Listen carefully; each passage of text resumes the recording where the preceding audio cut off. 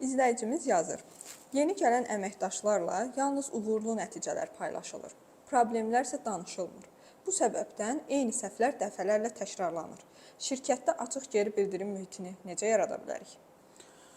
Yeni gələn əməkdaşa belə başa düşdüm ki, şirkətin uğurlarını deyirlər, amma uğursuzluğunu demirlər. Mən sualı belə başa düşdüm.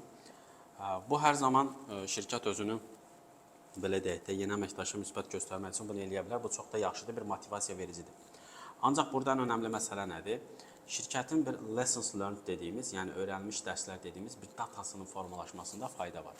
Məsələn, lessons learned nədir? Uğurlu və uğursuz layihələrdən, nəticələrdən əldə edilmiş məlumatdır. Məsələn, bizim şirkətdə nələri etmək olmaz? Məsələn, satılmada bir blacklist yaradıla bilər ki, onlarla işləmək olmaz, qara siyahı. Approved list yaradıla bilər ki, bunlarla işləmək olar. Və yaxud da bizim şirkətdə bu kimi addımları atılması qadağandır. Bu kimi şeylər, layihələrdə bunlara mütləq nəzarət edilməlidir. Bu kimi məsələlər heç vaxt icraat olunmamalıdır.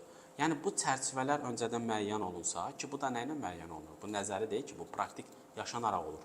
Bunlar sənədləşdirilsə və yeni gələn əməkdaşlara ötürülsə, onlar tanış olsa, imza atsalar, eyni səhvi təkrarlamazlar. Tutaq ki, satın alma əməkdaşına deyək, təzə satın alma əməkdaş gəlib, o bazar araşdıranda getdi bir Məmməd MMC-yə çıxdı.